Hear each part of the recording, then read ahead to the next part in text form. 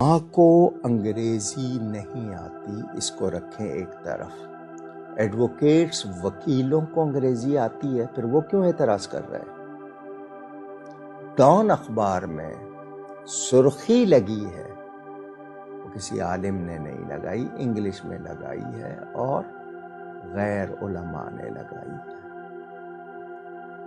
مسلمانوں، آپ کہتے ہو علماء کو انگریزی نہیں آتی، تو ججوں کو عربی آتی ہے؟ کیا انہیں واقعی دین کے مسئلے معلوم ہیں؟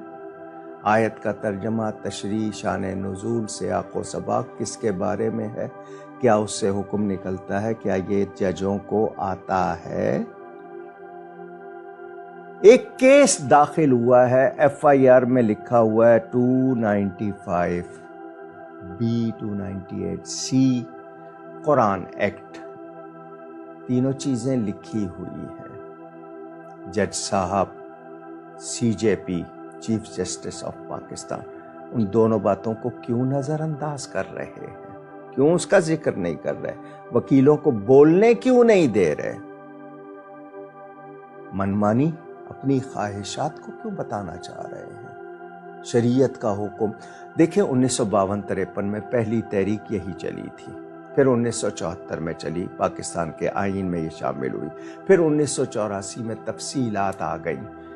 کیا ضرورت پیش آئی ہے ان کو چھیڑنے کی؟ پوچھ سکتا ہوں، کس کے کہنے پہ ہو رہا ہے ایسا؟ کون کروا رہا ہے یہ؟ پاکستان میں لبرلزم کی باتیں کون کر رہا ہے؟ اسلام میں کسی ازم کی گنجائش نہیں، عزم چاہیے۔ یہ میرے ایمان کا مسئلہ ہے، ہر مسلمان کے ایمان کا مسئلہ ہے، میرے نبی پاک صلی اللہ علیہ وسلم کی عزت کا مسئلہ ہے۔ کوئی سی جے پی ہو یا دنیا کا کوئی بھی شخص ہو، میرے نبی کی عزت کا مسئلہ آئے گا، ہم کوئی غلط بات نہیں برداشت کریں گے۔ سی جے پی نے جو کچھ کیا ہے، یا تو ان سے کروایا گیا ہے، یا پیچھے ڈوریں کوئی اور ہلا رہا ہے۔ ان کو یہ فیصلہ، ان کا جو فیصلہ جو انہوں نے کیا، مسترد کرتے ہیں ہم۔ انہوں نے جو وضاحت کی، مسترد کرتے ہیں ہم۔ نہ دین کی روح سے وہ مسلمان ہیں، نہ آئین کی روح سے، تو وہ مسلمان کیوں کہلانا چاہتے ہیں؟ نام اسلام کا لے رہے ہیں، قرآن کے نام پہ تفسیر چھاپ رہے ہیں، قرآن چھاپ رہے ہیں، اور اس میں کیا کچھ کر رہے ہیں؟ اللہ کا کلام ہے، آپ کسی شاعر کے کوئی لفظ بدل دے، دوسرا کہتا ہے شعر اس طرح نہیں، اس طرح ہے۔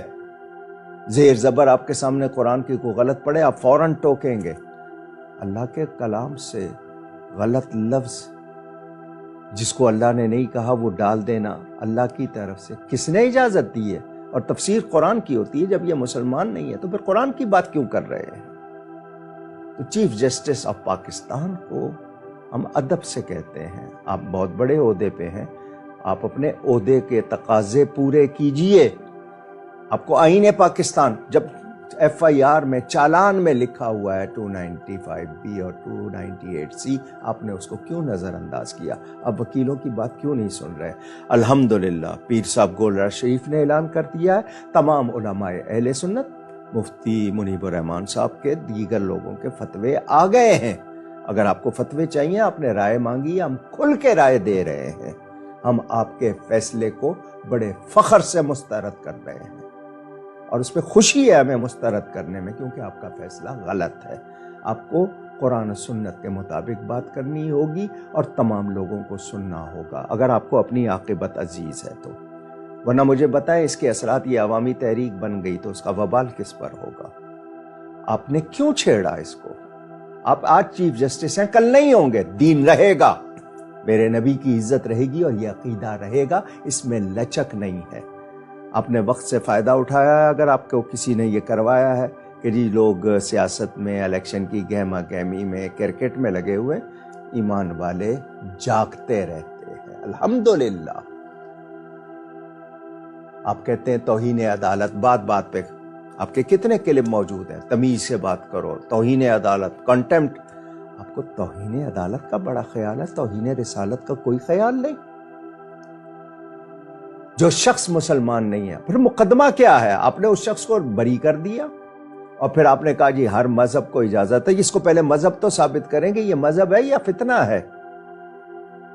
کیسے اجازت ہے؟ قرآن نے اجازت دی ہے کیا؟